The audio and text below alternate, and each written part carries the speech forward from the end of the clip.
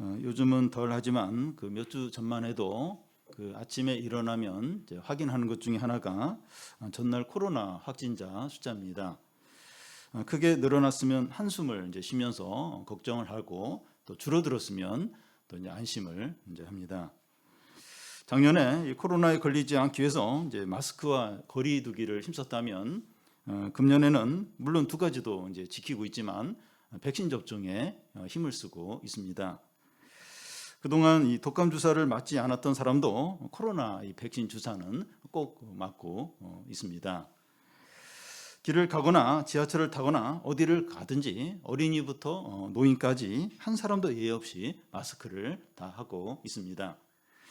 물론 마스크를 하지 않으면 벌금을 내야 되고 또 자신과 다른 사람을 위해서 하는 것이긴 하지만 모든 사람들이 철저하게 이 마스크를 다 한다는 건 대단한 거죠.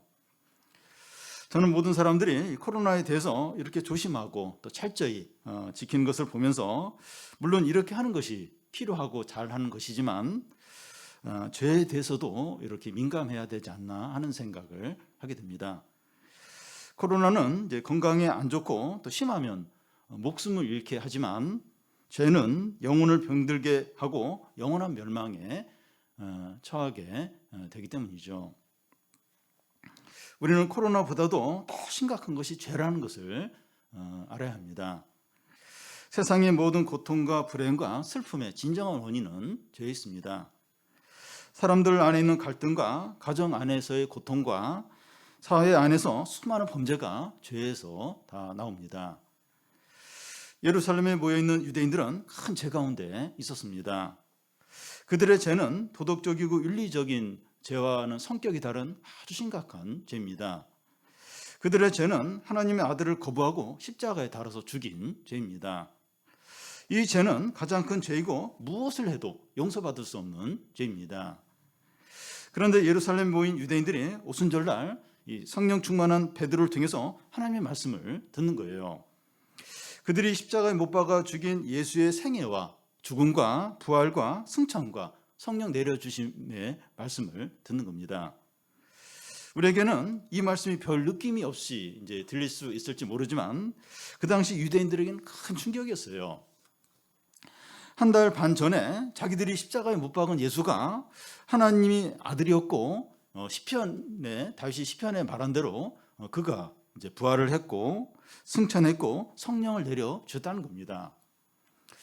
이것이 유대인들에게 얼마나 큰 충격이었는지 그 예를 들겠는데요.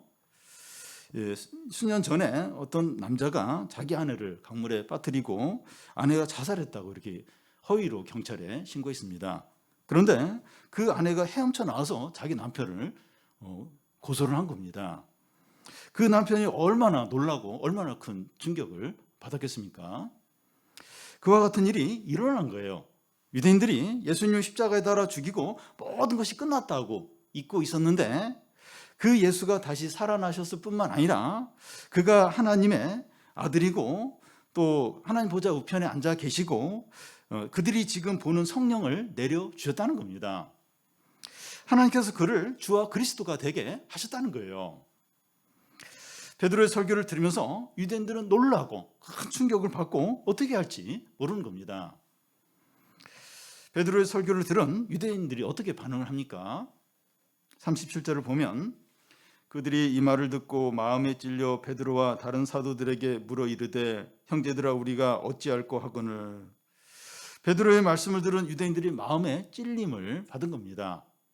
여기 마음에 찔려 하는 말을 이제 영어 성경에 보면 cut to the heart 이렇게 되어 있는데 마음이 칼로 잘리는 것 같은 큰 고통과 아픔이 있다는 겁니다. 마음에 양심의 가책이 심하게 오면서 죄에 대한 깊은 자각이 생긴 것을 말합니다. 우리가 너무나 큰 죄를 지었고 이 죄를 도대체 어떻게 해야 되는가 너무나 괴로워하고 두려워하고 절망하는 겁니다. 그동안 유대인들은 예수님을 거부하고 십자가에 못 박아 죽인 것을 죄로 여기지 않았어요. 그들은 그 일에 대해서 아무런 생각이 없이 일상적인 삶을 살고 있었습니다.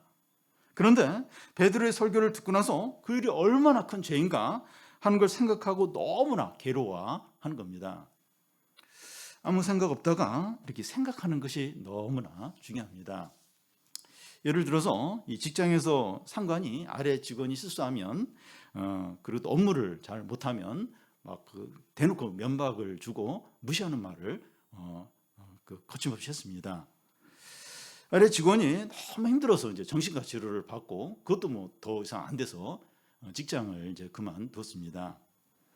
그 직원은 이제 상관에게 그동안 자기가 힘들었던 걸 있는 그대로 메일로 해서 다 그걸 이제 보냈습니다. 그 상관은 이런 메일을 처음 받아보는 거예요.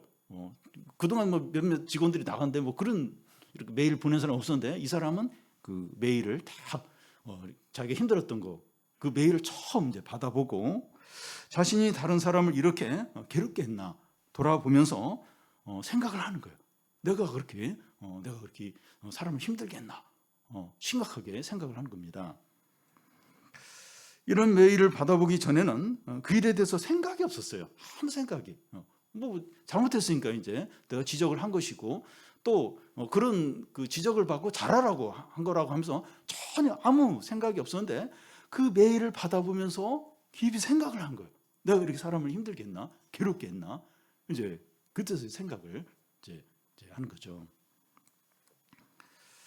요즘 이제 생각하는 것이 어려운 시대입니다. 스마트폰이 너무 잘 만들어져서 지하철에 보면 5명 중에서 4명은 다 이렇게 핸드폰을 보고 있습니다. 물론 이 핸드폰을 유익하게 사용하는 경우도 있지만 대부분은 영상이나 이제 사진을 이제 주로 보는데 생각할 필요가 없는 것들입니다. 여러분 책을 읽으면 생각을 하게 돼요. 이렇게 상상을 하게 되는데 이 영상물을 보면 그 생각이나 이런 걸 잘 하지 않게 됩니다. 우리가 말씀을 읽기도 하고 또 듣고 있는데 생각하는 게 필요합니다. 한 그 여자 집사님이 그 주중에 그 에스더 모임을 하면서 무슨 얘기를 했는가 하면 그 예배를 드리고 나서 이제 모임에서 소모임에서 그 말씀을 가지고 이렇게 함께 나누는데 훨씬 더 이렇게 생각을 하게 되고 유익이 많았다 이런 이야기를 했습니다. 평상시에 그 아무 생각 없이 지내던 사람이 말씀을 듣고 진지하게 생각하는 게 필요해요. 이게 얼마나 필요한지 모릅니다. 자기는 이제 세상 사람들처럼 나쁜 죄를 짓는 것도 아니고 또 주일 예배를 드리고 봉사하고 나름대로 괜찮은 사람이라고 여깁니다. 그런데 말씀을 듣고 생각을 해보니까 얼마나 하나님과 멀어져 있고 얼마나 욕심이 많고 얼마나 교만하고 얼마나 거짓되고 얼마나 음란한가 하는 것을 깨닫는 겁니다. 여러분 아무 생각이 없다가 생각하면서 마음에 찔림이 오는 것에서부터 신앙의 회복이 있습니다. 하나님께서 우리에게 성령을 부어주셔서 생각 없던 사람이 생각을 하게 되고 마음의 찔림으로 신앙이 회복되기를 바랍니다. 유대인들은 이 마음의 찔림을 받은 후에 형제들아 우리가 어찌할꼬 이렇게 하며 묻습니다. 마음이 찔린 후에 어떻게 행해야 하는지 묻는 거예요. 이 순서가 이렇습니다. 마음의 찔림을 받고 그 다음에 이제 행동이 뒤따라옵니다. 부모들은 자녀의 행동을 지적하면서 이렇게 하라고 이제 말할 때가 많은데 물론 이제 그렇게 바로 행동을 지적해 하는 게 필요할 때도 있지만 바른 순서는 마음이 변하는 게 먼저입니다. 이 대화를 통해서 먼저 이제 마음의 변화가 이렇게 되도록 하면 행동은 이제 자연스럽게 따라오는 거죠.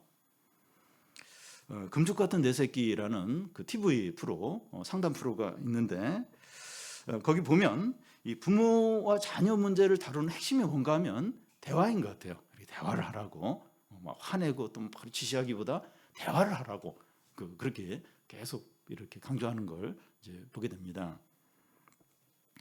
말씀으로 이 마음이 이제 다루어진 사람은 반드시 어떻게 해야 되는가 이런 어떤 고민을 한다는 겁니다.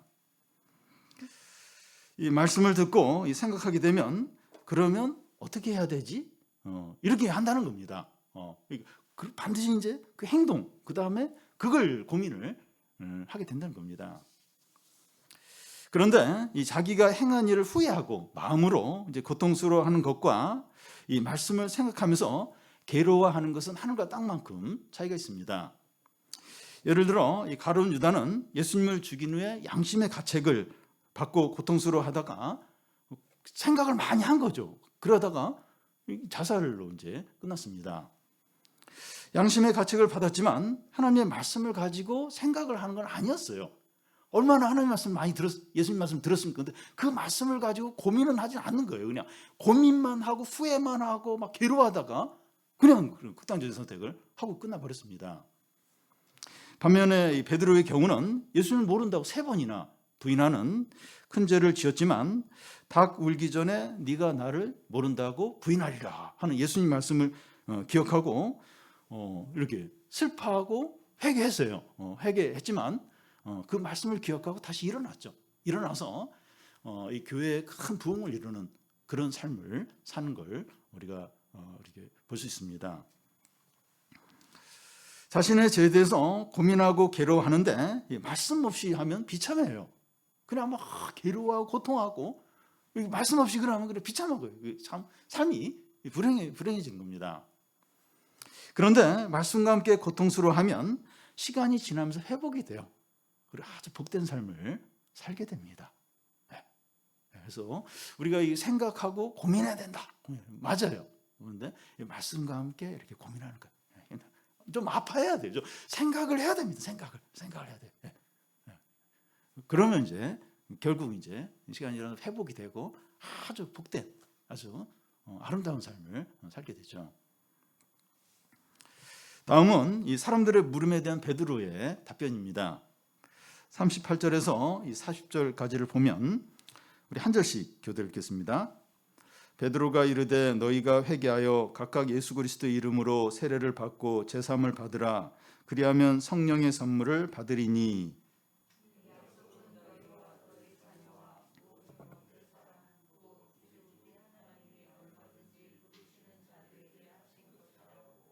또 여러 말로 확증하며 권하여 이르되 너희가 이 패역한 세대에서 구원을 받으라 하니. 사람들이 마음의 찔림을 받고 어떻게 해야 하는지 하는 물음에 베드로는 회개하고 예수 그리스도 이름으로 세례를 받으라고 말합니다. 그러면 제사함을 받고 성령을 선물로 받는다는 겁니다. 베드로의 이 답변은 유대인들에게 너무나 충격스러운 그런 답변이었습니다. 유대인들의 죄는 보통 죄가 아니고 하나님의 아들을 거부하고 십자가에 못 박아 죽인 죄입니다. 그들이 무엇을 해도 용서받을 수 없는 엄청난 죄이죠. 그들의 죄가 어떤 것인지 이제 예를 좀 들겠는데요. 어떤 못된 자식이 부모님의 멱살을 잡고 욕을 하고 얼굴에 침을 뱉었다면 이 죄는 자식이 부모에게 지을 수 있는 가장 큰 죄에 해당하죠. 자녀가 이 부모의 재산을 몰래 이제 다 날려버리거나 또 나쁜 죄를 지어서 부모 이름을 수치스럽게 하는 그거와 비교가 되지 않는 큰 죄죠. 그런데 유대인들이 하나님께 지은 죄가 바로 그런 성격의 죄입니다. 하나님의 아들의 얼굴에 침을 뱉고 또 주먹으로 그 얼굴을 때리고 온갖 조롱과 모욕을 하고 그것도 부족해서 십자가에 죽이기까지 했습니다. 그런데 주님은 이런 극한 죄를 지은 유대인들에게 회개하라고만 하는 거예요. 그러면 죄 용서를 완전히 받는다는 겁니다. 회개만 하라는 거예요. 회개만 하면 죄가 다 용서가 된다는 거예요. 여러분, 유대인들의 죄가 회개를 통해서 용서받을 수 있다고 하는 것은 어떤 죄라도 용서받지 못할 죄가 없다는 겁니다. 어떤 소망 없는 흉악한 죄인도 회개하면 다 용서를 받는다는 거예요. 이것이 가능한 이유가 뭡니까? 어떻게 해서 이게 가능합니까? 하나님의 아들이 십자가에서 우리의 모든 죄를 다 담당하셨기 때문입니다. 예수 그리스도의 십자가 죽음이 어떤 흉악한 죄도 다 용서를 하는 거예요. 다 용서를 하는 겁니다. 하나님의 아들의 속죄가 참되고 완전하고 영원하기 때문입니다. 그래서 회개가 필요하고 중요한데 회개가 어떤 겁니까? 아무것도 숨김없이 솔직하게 자신의 죄와 허물을 고백을 하는 겁니다. 지금까지 바보짓을 했으며 자신의 모든 똑똑함은 쓰레기와 같다고 인정하는 겁니다. 그동안 세상에 이 덧없는 영광을 위해서 살았고 주님보다 사람을 더 사랑을 했고 자신은 형벌받아 마땅한 죄인임을 인정을 하는 겁니다. 자신의 모든 죄에 대해서 변명이나 핑계될 것이 없다고 인정하는 겁니다. 오직 우리 자신을 하나님의 자비하심과 사랑에 전적으로 맡기는 거죠. 단지 슬퍼하고 또 후회만 하는 것이 아니라 우리의 마음이 그리스도에게 돌이키는 겁니다. 탕자가 아버지에게 돌아온 것처럼 확실히 돌아오는 거예요. 주님께 확실히 돌아오는 겁니다. 이게 회개죠. 우리는 이런 회개를 했습니까? 지금이라도 이런 회개를 한 적 있다 지금이라도 하는 거예요. 미루지 마시기 바랍니다. 우리는 유대인들처럼 하나님이 대적했던 그런 자들인데 주님은 우리에게 다른 걸 요구하지 않아요. 진정한 회개만을 요구하십니다. 100일 동안 산속에 들어가서 기도해라. 30일 동안 금식하라. 또 뭐 해라. 이거 없어요. 그런 얘기 안 해요. 그냥 진정한 회개. 진정한 회개만 이제 하라는 거죠.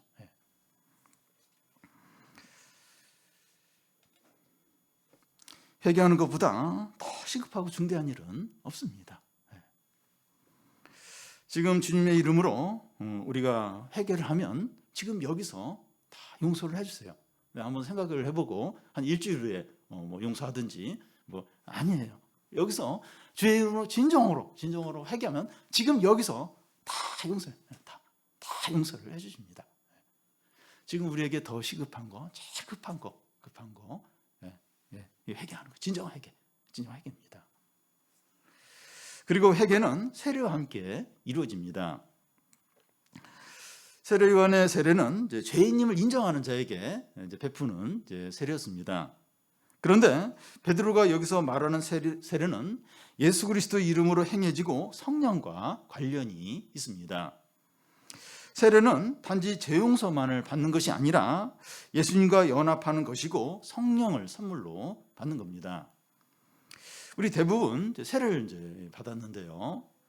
세례의 진정한 의미는 예수 그리스도 이름을 부름으로 우리의 모든 죄가 용서가 되고 예수님과 연합이 되고 성령을 선물로 받는 겁니다.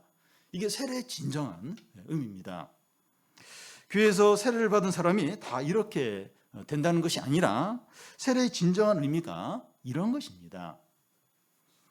여러분, 우리는 세례를 통해서 예수님과 함께 십자가에 달렸고 함께 장사되었고 함께 다시 사는 겁니다.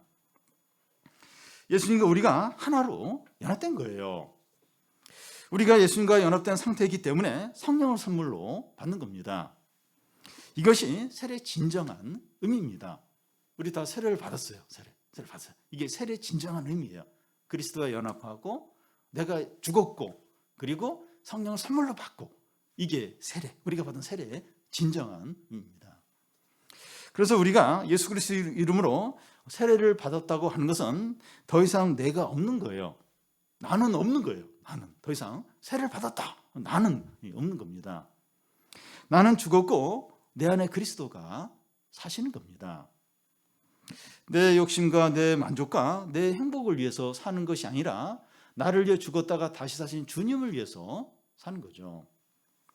이것이 세례의 의미이고 이것이 그리스도인이 이런 존재인 거죠. 우리가 이 세례를 받았고 그리스도인인데 이런 존재라는 거예요. 이런 존재인 겁니다. 이제는 욕심에 따라 사는 것이 아니라 성령을 따라서 사는 거죠. 우리가 어떤 존재인가 분명하게 알아야 돼요. 세례를 받았는데 세례의 의미가 뭔가 이제 이렇게 세례받고 또 집사되고 또 이렇게 계속 중직자가 되는 그런 어떤 단계, 어떤 코스를 받는 건가? 그게 아니라는 거예요. 내가 죽는 거예요. 내가 죽고 내 안에 사는 건 그리스도고 이게 이제 세례의 의미고 이게 그리스도인 이런 존재인 거예요. 우리가 이것을 분명히 알아야 돼요.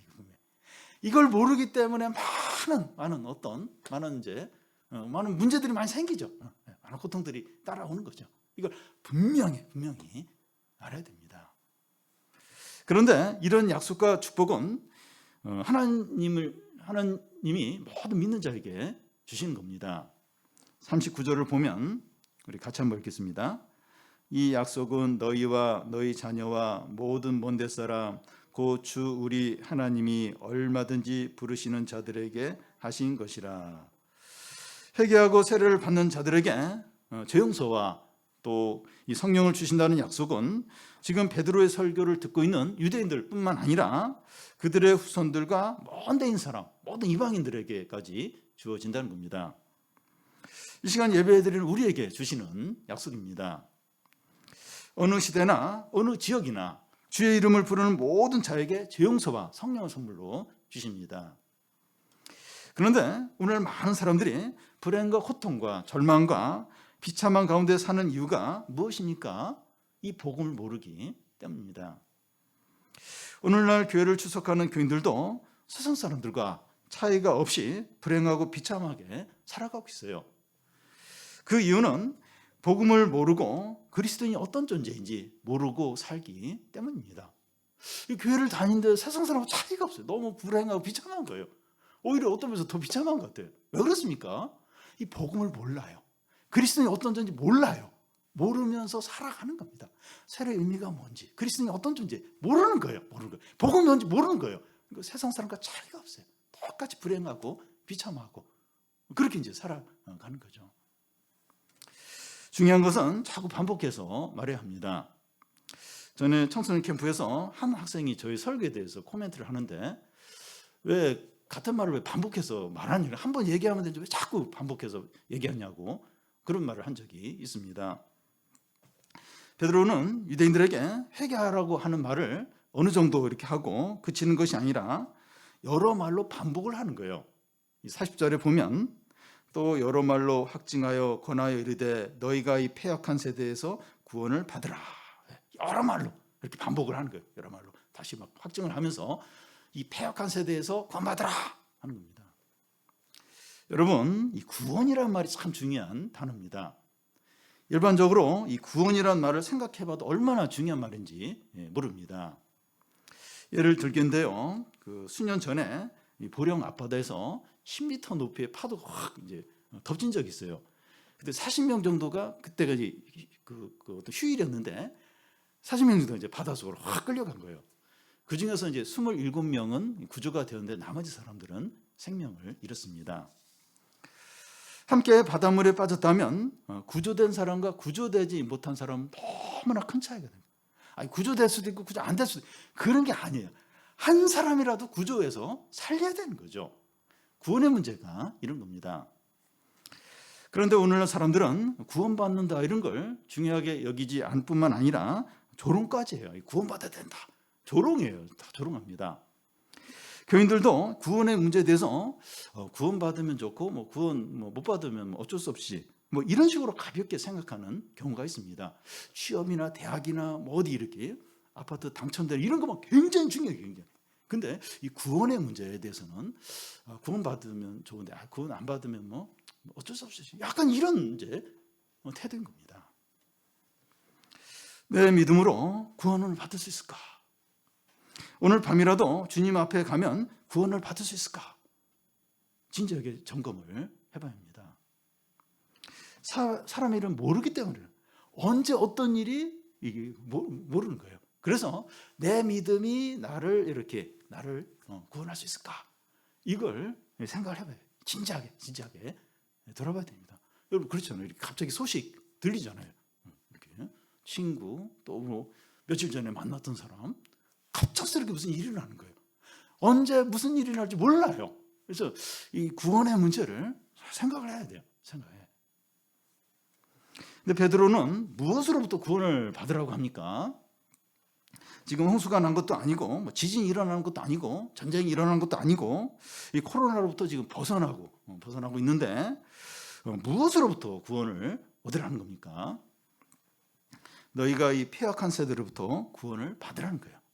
이 패역한 세대라는 겁니다. 그 당시 세상은 다른 어느 때보다도 패역한 시대였습니다.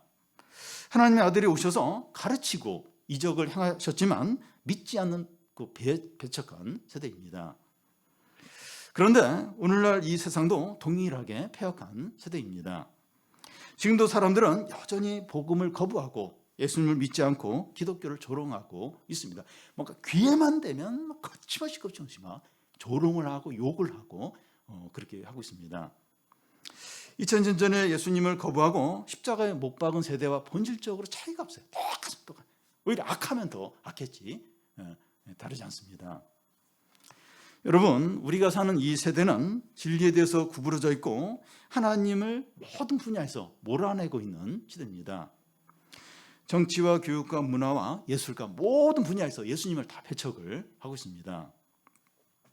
요즘 온 세계 사람들이 이제 열광하는 것이 우리나라에서 만든 그 오징어 게임인데 이 드라마의 메시지 핵심은 돈입니다. 상금을 위해서 자기 목숨을 내놓고 서로 배신하고 서로를 짓밟는 거예요. 오징어 게임이 온 세계 사람들에게 인기가 있는 이유가 돈이 모든 것이다 하는 공감대가 다 형성이 돼 있는 거예요. 그러니까 뭐 통하는 거예요. 거기에 열광을 하는 겁니다. 오징어 게임 안에 하나님을 인정하거나 하나님을 경외하는 게 있습니까? 일도 없어요. 하나도 전혀 없습니다. 이 세상은 하나님께 마땅히 돌릴 영광을 돈과 스포츠와 쾌락과 인기 스타들에게 다 돌리고 있습니다. 하나님께 돌릴 경배를 이런 돈이나 또 어떤 뭐 성공이나 또 어떤 인기 스타들에게 다 스포츠에게 다 돌리고 있습니다. 이 세상은 패역한 세대입니다. 패역한 세대입니다. 베드로는 이 패역한 세대에서 구원을 받으라는 거예요. 신자가 세상에서 나와야 이제 한다는 말, 구원받아야 된다. 이 말은 공간적인 분리를 말하는 것이 아닙니다. 뭐 수돈 생활을 하거나 신앙촌까지 아파트 한 동을 빌려서 주기쁨동 이래가지고 같이 모여서 살고 뭐 이런 걸 말하는 게 아닙니다. 정신적인 분리를 말하는 거죠. 바울이 갈라디아서에서 세상이 나에 대해서 못 바뀌었고 내가 세상에 대해서 못 바뀌는 거죠. 세상을 하나님도 사랑하지 않는 겁니다. 노새 아내가 뒤를 돌아봐서 소기둥이 된 것처럼 세상의 마음을 빼앗기지 않는 겁니다. 세상의 가치관과 시대의 정신에 따라가지 않는 거죠. 세상 사람들이 아파트 주식 대박 또 취업 대학에 올인하는데 우리도 물론 최선을 다해야 되지만 그게 인생의 모든 것인 것처럼 가장 우선적인 것처럼 그게 바로 구원인 것처럼 여기지 않는 겁니다. 우리도 최선을 다해야 돼요. 학생은 또 뭐 각자마다 최선을 다하지만 그게 마치 우리의 모든 것이고 그게 구원이고 그게 첫째 되는 세상 사람들이 그래요. 근데 우리도 그렇게 하면 안 된다는 겁니다. 그러면 안 된다는 거예요. 마음이 분리가 돼야 돼요. 세상을 하나님보다 더 우선하면 안 되는 거죠. 이 세상에 살지만 더 이상 세상에 속하지 않는 겁니다. 그리고 이 패역한 세대에서 구원을 받는다고 하는 것은 사람과의 관계에서도 나타나게 됩니다. 가까운 사람들 사이에 분리가 있다는 겁니다. 예수님은 말씀하시기를 내가 세상에 온 것은 화평을 주러 온 것이 아니라 검을 주러 왔다고 이렇게 하셨는데 이게 무슨 말인가 하면 가족관계나 친구 관계에서 한쪽이 예수님을 믿게 되면 예전과 같은 친밀한 신뢰관계가 어렵다는 겁니다. 왜냐하면 한 사람은 세상에 속해 있고 다른 한 사람은 그리스도에게 속해 있으니까 다른 거예요. 이게 다른 겁니다. 이 가치관과 우선순위가 다른 거예요. 그러니까 이 갈등이 일어나지 않을 수 없다는 겁니다. 똑같이 세상에 속하든지 똑같이 그리스도에 속해야 이제 이게 하나가 되는데 다른 거예요. 생각과 가치관과 우선순위가 다른 거예요. 또 어떻게 이렇게 하나가 될 수 있습니까? 이 결혼 문제에서 이렇게 왜 믿는 사람하고 결혼해야 되는가? 믿지 않는 사람하고 결혼하면 안 되나? 그러니까 이런 고통이 이런 물론 이제 이렇게 믿지 않는 사람과 결혼해서 이렇게 또 이렇게 예수님 믿게 해서 이제 같은 이제 하나님 백성이 되는 경우도 많아요. 근데 이게 어려워 이게 너무 다른데 같이 이렇게 하나가 되어서 한 몸이 되어서 간다는 게 이게 많이 힘든 겁니다. 그러니까 가장 친밀한 사람과의 관계에서 분리가 일어나는 거예요. 어쩔 수 없이 분리가 일어나게 되는 겁니다. 그런데 이것이 불행이 아니라 축복이에요. 신자를 통해서 다른 믿지 않는 사람이 구원받는 기회가 되는 겁니다. 내가 막 믿어가지고 지금 이 사무실에, 우리 가정 안에, 우리 친구 관계에 지금 분파를 놓는구나. 물론 이제 그게 이제 겉으로 보면 이제 그런 분파고 불행이지만, 이제 그 사람을 통해서 이제 믿지 않는 사람들이 구원받을 수 있는 기회가 되죠. 그 한 사람 때문에 가정이 완전히 막 이렇게 그렇게 막 시끄러워지고 막 그 고통을 겪게 되는데, 그 사람 때문에 이제 한 사람씩 구원받고 이렇게 천국에 들어가는 경우가 얼마나 많은지 모릅니다. 회개하고 이 구원받으라는 이 베드로의 권면에 유대인들이 어떻게 반응을 합니까? 41절을 우리 같이 한번 읽겠습니다. 그 말을 받은 사람들은 세례를 받음에 이날의 신도의 수가 3,000이나 더하더라. 예수님이 공생의 기간 동안에 한 일을 베드로가 하루 동안에 다 합니다.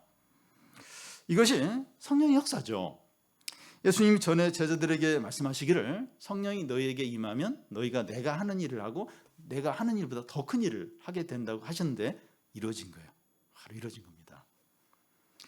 이 3,000명은 얼마 전에 자기들이 이제 십자가에 못 박으라고 외쳤던 예수님의 이름으로 세례를 받고, 또 평소에 무시하던 갈릴리 제자들을 통해서 세례를 받고 있습니다. 놀라운 일이죠. 놀라운 일입니다. 이제 이 3,000명은 그리스도의 제자가 된 겁니다. 그들은 패악한 세대로부터 구원을 받아서 이제 어디에 속하게 됩니까? 패악한 세대에서 구원을 받으라는데 구원을 받았어요. 나왔어요. 그럼 이제 이들은 어디에 속하게 됩니까? 42절을 같이 읽겠습니다. 그들이 사도들의 가르침을 받아 서로 교제하고 떡을 떼며 오로지 기도하기를 힘쓰니라. 여러분, 예수님을 믿는다고 하는 것은 한 곳에서 다른 곳으로 옮겨지는 것을 말합니다. 어둠에서 빛으로, 사망에서 생명으로, 사단에서 그리스도에게로, 패역한 세상에서 신앙 공동체로 옮겨지는 겁니다.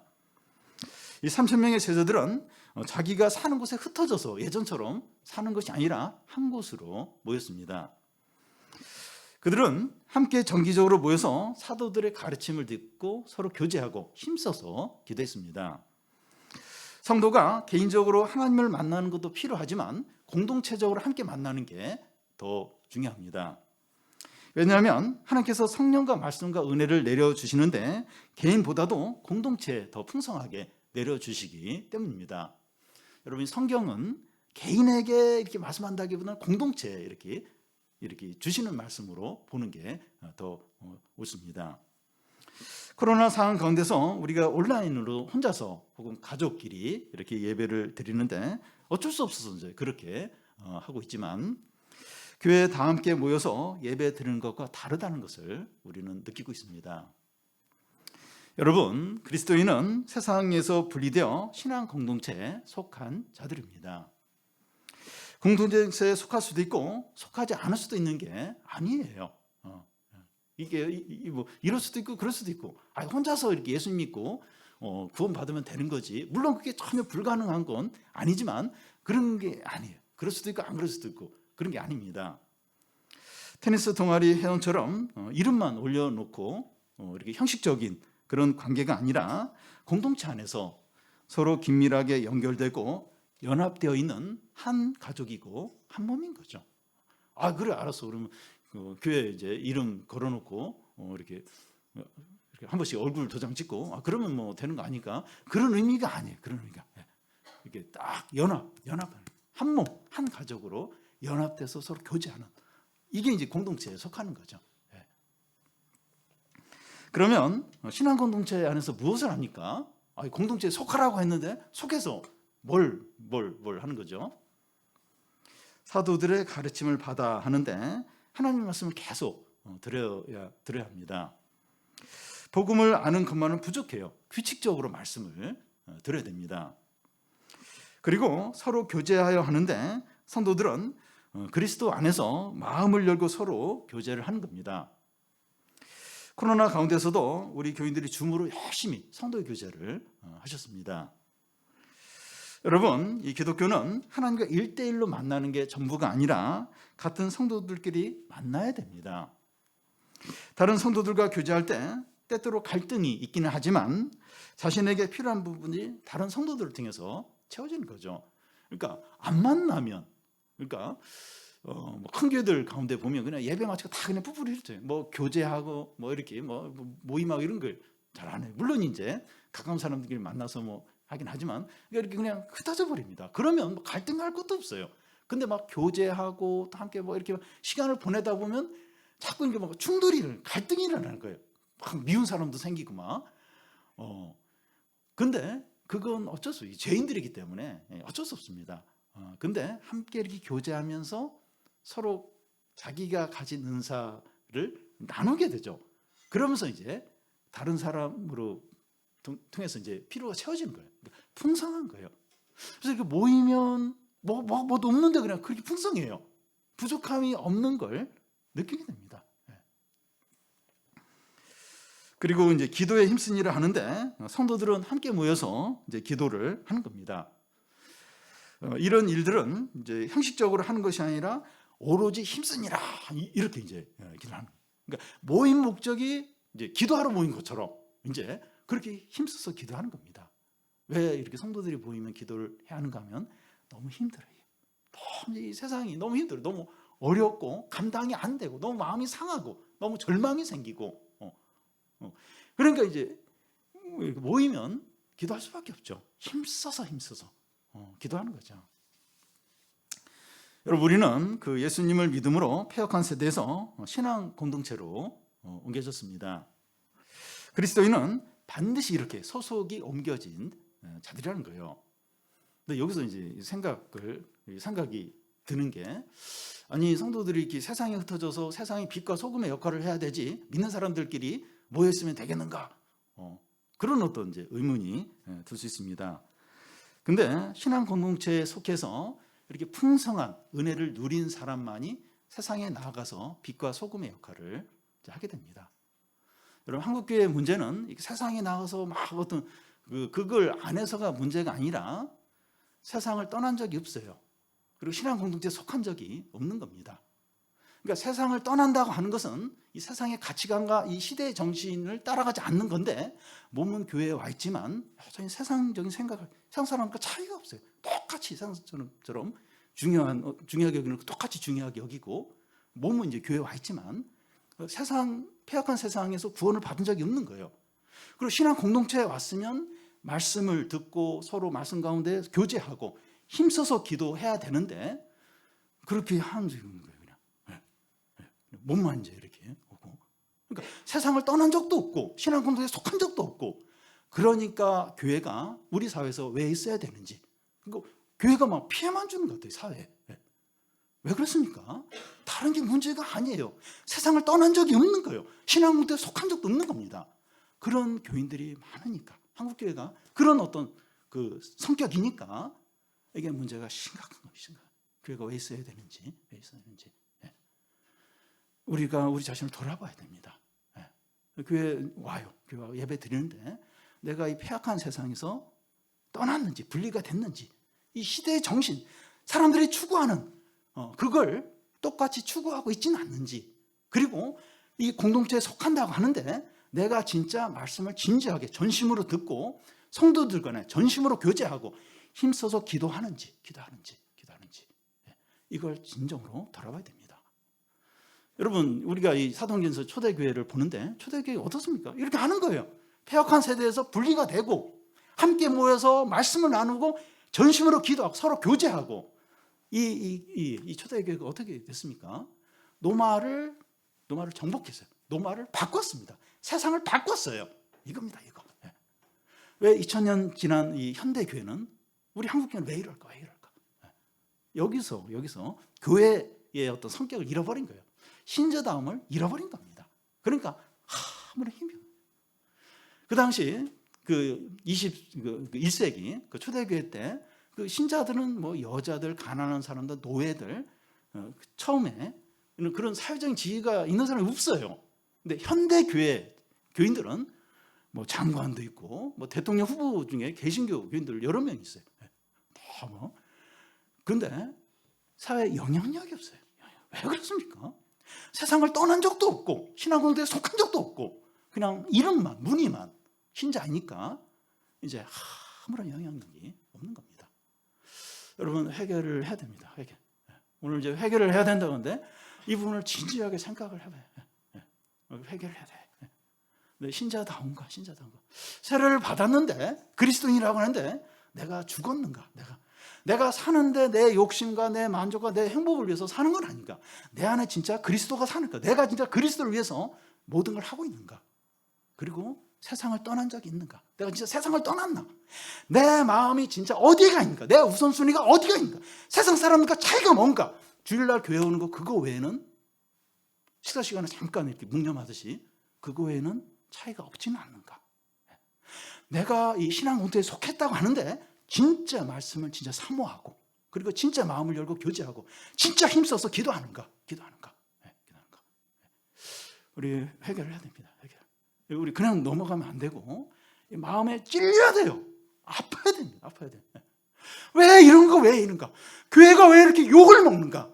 왜 이렇게 신자가 이 세상에서 그렇게 미움을 받고 불신을 받는가? 그러니까 막 믿음으로 살아서 그러니까 죄에 동참하지 않아서 그래서 미움을 받고 두들기만 한다면 그건 좋은 거죠. 그게 아니고 신자답지 않아가지고 왜 교회가 있지? 저 사람 왜 교회 가지? 왜 예수 믿는다고 하지? 우리가 차이가 뭐가 있지? 이런 상태에 아파야 되지 않습니까? 예수님 우리를 위해서 십자가에 죽으심으로 회개하면 다 용서하신다. 그리고 성령을 주신다. 그리고 이 세상을 바꾸고 세상의 빛과 소금이 되게 하셨는데 그거와 상관없는 우리 자신을 보면서 회개해야 되지 않습니까? 이 마음을 찢어야 되죠. 아파야 되죠. 괴로워야 되죠. 근데 아무 생각 없이 다른 거 세상 일들만 다 하고 아무 생각 없이 이러면 안 되죠. 찢어야 되죠. 마음이 상해야 되죠. 울어야 되죠. 우리 이렇게 하면 소망이 있어요. 이렇게만 하면 다 용서한다. 성령을 선물로 준다. 그렇게 말씀하고 있습니다. 우리 좀 마음을 찢으면서 기도하고 애통해하고 그냥 넘기면 안 돼요. 이 시간 회개하면 다 용서하세요. 용서하시고 성령 주시고 회복을 주시고 그동안 모든 축복을 주신다고 말씀하십니다. 한국교회 회복이 돼야 돼요. 우리 교회도 회복이 돼야 됩니다. 이 교회가 지금 중곡동에 있는데 왜 있는지 저 사람들 왜 그 4층까지 5층까지 올라가는지 이해를 못하는 것 같아요. 회개해야 됩니다. 우리 좀 말씀을 생각하면서 저부터 제가 제일 문제죠. 제가 제일 큰 죄인이고 우리 좀 진정한 해결을 좀 하고 신자다움 회복이 되도록 그리고 세상을 떠나도록 내 욕심과 내 만족을 위해 사는 거 버리도록 그리스도를 위해서 살도록 신자 아니면 상관이 없어요. 내가 신자라면 세례를 받았다면 우리가 그렇게 되도록 그렇게 못한 거에 대해서 회개하고 우리가 신앙 공동체에 속했는데 내가 지금 뭐 하고 있는가? 이 공동체에서 뭐하러 있나? 신앙생활 뭐 하고 있는가? 돌아보고 진짜 회개하고 진짜 교회답게 교회다운 교회가 되도록 우리가 좀 회개하고 그런 결단하는 기도를 같이 하겠습니다.